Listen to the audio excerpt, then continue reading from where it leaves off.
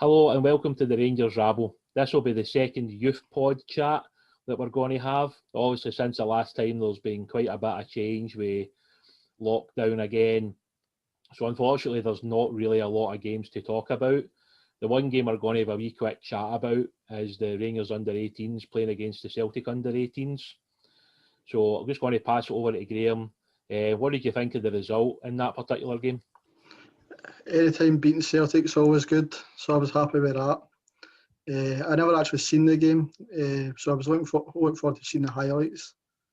I don't know if they'll still be on Rangers TV, but I presume the rest of them been, so I imagine so. So it'll be good to see that. Yeah, look, I think for me it was important that the guys get back to winning again. Obviously, they had a wee bit of a slip up previously against Celtic and against Partick, so it was good to see them getting back to winning ways. Good to see Tyler Pasnick back. He's obviously missed a lot of football with injury and stuff, so to have him back and scoring is really good. Big shout out to James Graham. I think that was 3 goals in 3 games. He's obviously settling in well after moving for Ross County. And good to see Nathan Young-Coombs go on the score sheet. I think for Nathan it's important that he keeps playing and that he keeps scoring goals. This is obviously a big year for Nathan in the last year of his contract.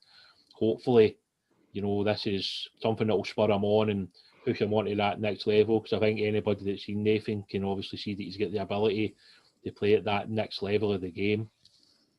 Okay, moving on just to a general chat really about the academy. Also, you've been to a few games to watch the guys play in the UEFA Youth League and seen some of the other academy games. What have you made of the academy since you started watching it, Graeme? I'm very impressed. When I went to my first game, I wasn't sure what to expect. Obviously, it's not the first team, so you're thinking it'll be a lower, but the actual way they play is very similar to the first team. It's you can see a lot of pressing, hard working, running off the ball, and changing positions, which I really like. That's the kind of football I like. And their coach, you can see their coach really well for either being Graham Murray in the past, Kevin Thompson, Brian Gilmore this year. So really impressed.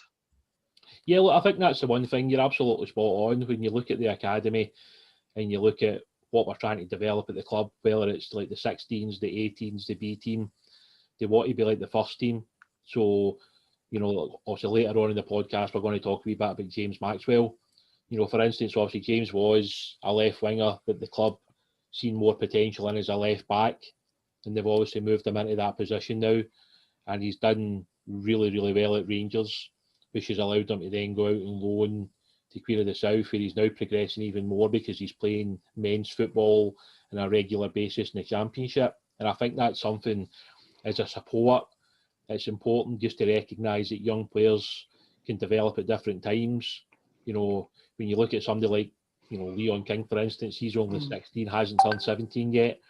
But when you think about how a 16-year-old can make it into the first team, I think it's, it's scary because at 16-year-old, I'd barely left school. I wasn't thinking about playing for the Rangers first team. So I think it shows you, that different players develop at different times. Also great to see Kieran Dixon obviously making it into the team as well against Falkirk. What did you think of the wee cameos that both players had in that game? I thought I was really impressed with Kieran Dixon. For what I've seen him in the B teams and that as well, he played very similar. That's his game. Hard tackling, chasing every ball, and movement. He likes kind of movements between him and the right back, and 1-2s and stuff like that. So I was really impressed with him. Leon King was a wee bit less. Obviously, never gets much minutes, but it's a different position for him as well, coming in at right back. But again, looked confident enough when he got the ball, and everything looks good. Yeah, I think for Leon that people have to understand, Leon is mainly a centre back, but can also play a little bit in front of that and they kind of hold the midfield or central midfield position. Obviously, bringing him on at right back it's just a little bit easier for him. And when you bring somebody on at right back, they're not going to get big, huge punts into the box and things like that, and the striker's not going to go up with the elbows as much potentially. So I think it's almost protecting Leon. For all you're giving him his debut, it's also looking out for him and making sure that when they come on, that allows a wee bit more freedom. I know the game at that point was potentially over anyway, but I still think you've got to protect young players regardless of the opposition. But, I was delighted for Kieran. I thought Kieran did really well when he came on. That's very much his style of play. he's very much, that kind of combative midfield player, somebody that is willing to get involved in the game in a physical contact. And then you've also got the ability that Kieran's got to drive forward and get goals. I mean, that's something that's always stood out to me about Kieran, and he probably doesn't get enough praise for that. And he has that potential to score, 5, maybe 10 goals a season from that midfield position. And he's a very good striker of the ball. He's scored some important goals in recent years, a couple of goals against Celtic that were massively important in games. And I think he's also one of these guys that maybe not so long ago, there was obviously some social media rumours that he'd been in trial at Sheffield United. The club never confirmed that, to be fair, so I don't know if that was necessarily true. But now he's been in the first team bubble, training with the first team. He's obviously been in the bench a couple of times, and now he's actually made his first team debut. So I think it shows you that as long as players are working hard and they're developing, that the manager will give them a chance. Is there any other players that you've seen that you think maybe over the next 12 or 18 months that might get a wee chance of first team football, Graeme? The one I like that's probably not mentioned enough really is Ben Williamson in the middle of the park. He's my like the number 8 captain type style of player, but it's just need to see because obviously he's a wee bit younger. I think I don't know if I'm correct about that than the rest, but like Stephen Kelly out in loan at Ross County, really impressed with him. Yeah, well, I think that's the important thing that people have to remember. Even when guys are out on loan, their future could still be very much at Rangers, and Stephen is 100% one of those. I personally think that, Stephen is a fantastically gifted footballer. I know obviously recently he was part of the Ross County team that went to Parkhead and won, so it shows you that he's good enough to play at that level in the big games. I think, for Ben, for instance, like sort of Ben not that long ago seemed like he was drifting. He wasn't maybe a regular for the 18s, but then he's come back into the fold. He managed to become a regular for the 18s and then moved up to the B team, but he's became very much a week-on-week basis part of that team. Which, from like kind of 2.5 years ago, 3 years ago, where, as I said earlier, it looked like he was drifting, that he wasn't going to maybe make it at Rangers. It shows you that, if you just keep working hard and you put in the effort and you've got the natural ability, then, there's a chance that you can still make it. And Ben, I love Ben's, his attitude. I love the way that he plays the game. He certainly loves a tackle. Used to always kind of kid on me, Charlotte. You're just waiting for Ben to get his booking. Used to try and write down the time when he was going to get booked. So, but you've got to have guys like that in your team. You've got to have players that when the games get tough sometimes that you need to get involved in that side of it. And I think for Ben, it is great to have him in that B team because he offers us something different. Just a wee quick kind of run over with the players that's out on loan. Have you been taking much notice of the players that have been out on loan this year from the academy? I watched the Inverness away home to Queen of the South on Friday night just for really watch Kai Kennedy and James Maxwell. That's the only reason I watched it. And Kai Kennedy again, he's one of the players, isn't he? It's just gets you off the edge of your seat. And James was actually playing against him. And had a solid game, although they get beat. But again, it's all development for a minute. Yeah, well, I think that was the thing. I mean, a bit like yourself, I obviously tuned in to watch the game. I thought Kai was very good. You see, to be honest, obviously I've been watching Kai now for several years. You just expect him to do something in every game because he's got that natural ability to just take players on. He's gifted in that. He can also score goals. I know he maybe got a bit fortunate with the goal that he scored, but it kind of hit the inside of the goalkeeper's leg, I think it was, it went into the net. But it was his own doing, He's taken the full back on. He's got by him in the penalty box. He's seen the angle for the shot. He's took the shot on. It's ended up in the back of the net. I think for James, it's just going to be a learning curve for him this year. I don't think Queen of the South are a team that's going to necessarily make the playoffs. But for James, it's about playing whatever it is, like 27 games this season. Obviously, the Betfred Cup, he's played some games in that as well. So if James can get between, say, 25 and 30 games this season for Queen of the South, that is huge for James. He's came from, like kind of Forth Valley, and then he's came to Rangers at under 18 level, moved up to the B team, and now he's out on loan at Queen of the South in the Championship. And I think by all accounts he had other offers on the table, but he chose Queen of the South because he felt as though that's where he could develop more, and possibly because he was going to get more first team football. Looking at some of the other players that's out on loan, I think it's important that, like sort of players, no matter where their future lies, whether it's at Rangers or elsewhere come the end of this season, that they're playing regularly. Obviously, recently for Clyde, they've had a bit of a COVID outbreak, so it's meant that Matthew Shields hasn't been able to play. I think Cammie's still coming back from injury. Partick Thistle, I'm pretty sure Reese has still got an injury, unfortunately. Kieran Wright get Player of the Month. I've seen that. So, that's great for Kieran and his development. And yeah, again, like goalkeepers are completely different from outfield players. You can still be out and loan at 22, 23, because as a goalkeeper, you can be playing until your late 30s into your 40s. So it's more about getting those games, about getting 100 games, 150 games out on loan potentially. It's not like you get forgotten about. And a lot of people forget that Alan McGregor had to do the tough yards. Alan was like his mid-20s before Alan really became the first choice at Rangers. So I don't think we should just kind of think, that guy's 21, he's only played for Partick Thistle and etc. That that doesn't mean anything. Like Robbie McCrory's had to do the hard yards. He started off at Berwick Rangers, and then he's had a couple of spells in the Championship. Now he's had a couple of spells at Livy. And obviously, come the end of the season, the club have got another decision to make, whether they bring him back and use him as part of the first team, or whether they look to put him out on loan again. But these are all decisions that are looking for the future. What have you made of Stephen Kelly in terms of his loan spell at Ross County? Have you been impressed with what you've seen of him? Yeah, well, as I say, I've not really seen him play at Ross County, apart from, you can't see him play against us yesterday because of the loan agreement. But all hearing good words about him. And at the beginning of the season, I don't think he was in the first team that much, but he's obviously worked hard in training, got himself back in, and then he's playing a vital role in yesterday's win against, the cup game against Celtic, with a vital role up against Scott Brown and players like that.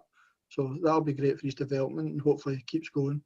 And when he comes back to us next year, he can maybe be a squad player getting minutes with us.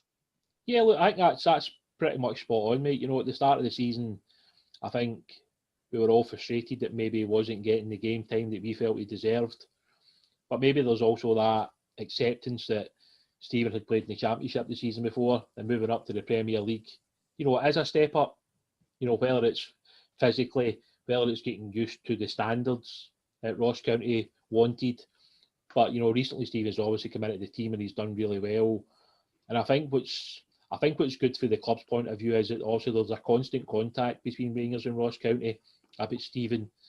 And if it was getting to the point where Stephen wasn't playing enough, I'm sure the club would have recalled him. But it feels now that he's very much a part of their first team, and he's going to be a regular in that midfield. And I think you've seen, I think he's got 2 assists so far since he's broke in. So it shows you that he can do it at this level. And I think mentally, as much as anything else, going to Parkhead and getting that win, that's got to be a massive boost for all the players, not just Stephen. Because, I think everybody looks upon Rangers and Celtic as the teams to beat, obviously, in Scotland. So to go to Parkhead and a Ross County team and play as well as they did, and to get the win, it must be massive for them. And it's obviously massive for Stephen. I'm sure Stephen and all his family were very happy after the game. Imagine. It's a special moment for any young kid out on loan. At the end of the day, we've been lucky this season. We've had like Jamie Murphy's been out on loan and did well against Celtic. We've had Ross McCrory, who obviously at the end of the day, I know he's not coming back, but he is still a Rangers loan player. Has did well against Celtic in the league game, etc. So I think it's important that when players are out on loan, they show that they can play at this level, whether you're younger or older. And I think that's where Stephen, for the rest of this season, for the next 20 plus games that he's going to be at Ross County, that he gets as many of those games as possible. Okay, guys, just moving on to our kind of feature this month. We're going to pick one player that's out on loan and kind of talk about, how they ended up at Rangers, and also looking at the future, where we see them developing, and hopefully Rangers first team, obviously. So this month we've decided to go with James Maxwell. Hopefully in January, all being well, we're going to do one on Stephen Kelly. But I still need to get round to writing all those notes up, so I'll get to that as soon as possible. But just looking at James Maxwell for the moment, James grew up in Crewe, in England, which I don't know if too many people would have known that, to be fair. His first club was Southside FC when he was only 5, before signing up for Caledonian Boys Club. And then in 2011, he had the chance to sign for Ayr United, which he decided to do. He was there for several years before the opportunity arose where he could sign for Forth Valley, which was part of the scheme involving Falkirk Football Club. And he was there until 2017, where unfortunately Falkirk decided to pull the plug on the finances for Forth Valley, which meant that all the players were allowed to leave for free. And in that time, from what I'm told, James had several offers on the table from most of the Scottish top-tier clubs, as well as some clubs in England, where he also went in trial. But in the end, after trialling at Rangers, he signed in 2018 as a left winger, not as a left back. And I think the development in James has been very impressive, even in such a short period of time. He became part of a Rangers team, which at that point wasn't easy to break into. You know, with guys like Kai Kennedy, Kieran Dixon in that midfield, with a lot of really talented players like Matty Yates, etc., who were banging in a lot of goals. Dapo, Josh McPake. So it showed you that James came in and showed a good level really, really quickly. And over that season, we went on to win the league, where James actually scored one of the goals against Hearts in the final game of the season to make us league champions, and was also part of the cup final squad that beat Celtic. So, you know, within a year of signing for Rangers, he'd won the league and cup double in a very, very strong Rangers under-18 team. The following year, he went on to win 4 caps for the Scotland under-19s, 2 of them against the Czech Republic, 1 against Germany and 1 against Andorra. And because of how well he'd done for Scotland and for the Rangers under-18s, he was one of the lads that was chosen to travel to Dubai by Steven Gerrard, where he ended up playing against, I hope I get this right because my spelling isn't that great, I think it was Lokomotiv Tashkent. If that's wrong, please comment down below. I hope I did that justice. And later on in that year, I think it was, he signed a new deal with the club until 2022. So that was a sign that James was obviously doing a lot of things right on and off the park, that the club decided to offer him that length of contract at that time. As Graeme was talking about earlier, he played in the UEFA Youth League against Young Boys, Slovan Bratislava and Atletico Madrid, which I've got to say, Atletico on the day were special. I thought they were fantastic. A really, really talented team. And on the day, because obviously weren't at their level. He was also part of the Rangers Colts team that progressed to the semi-final, where we eventually were knocked out by Inverness in the semi-final. But yet again, I thought that on that day we were terrific. We obviously took the lead, but in the end, Inverness's experience and nous kind of got them past us. But I felt during that run in the competition, having made most of the journeys, it was terrific. You know, the attitude of the younger players playing against first team players, whether it was Northern Ireland, whether it was Welsh teams, whether it was English teams, I thought our attitude was absolutely spot on. You know, and I think that's something that has shown up this year for some of the guys that are out on loan, because they learned a lot during that cup run. And obviously, yeah, again, as we spoke about earlier on, he decided to join Queen of the South over several other clubs who were very much interested in taking James on loan. So I think when you look at his loan, you know, I think he's played 4 games in the Betfred Cup where he scored 1 goal against Queen's Park. I think Friday night was his 5th league game. His only goal so far came against Arbroath. And recently he was obviously named the November Player of the Month. I mean, for you, Graeme, where do you see James's future? Is it in the Rangers first team? Do you think he'll go out on loan again next season? What do you see as his progression moving forward? I think he'll probably go out on loan again next season, hopefully to a higher, maybe a higher team in the Championship will be challenging for the playoffs or even getting promotion, which would be brilliant if he could find a club to take him for that. So I think next year again, it'll be just make sure he's playing, which that's the most important thing about going on loan, and hopefully a side that tries to play football, so it helps him when he comes back to Rangers.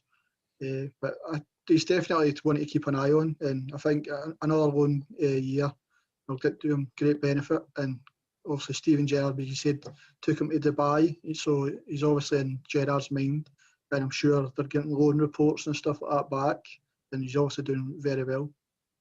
Yeah, look, I think, that pretty much covers all the bases, mate. I think you're absolutely spot on. I think it's all about progression for James. You know, no matter where Queen of the South end up this season, whether it's mid-table, whether it's the bottom half, if James gets the games that he requires and he gets back to the club having benefited from it, that's what really matters to us and to James. I agree. I think possibly a second loan spell next season, potentially. Obviously these things come down to who's interested at the end of the day. If it was to be a Premier League loan, or it was to be somebody that's challenging for the Championship, the club would need to look at that next step. And I think, getting James tied down to a longer term deal, a bit like what we've done with some of our other players before sending them out on loan, is obviously protecting our assets. And to me, I think like James is an asset. I think he's a very good left back. He's certainly developed into a better left back than I think most people would have thought he would have done, because it can't be easy moving from left wing to left back.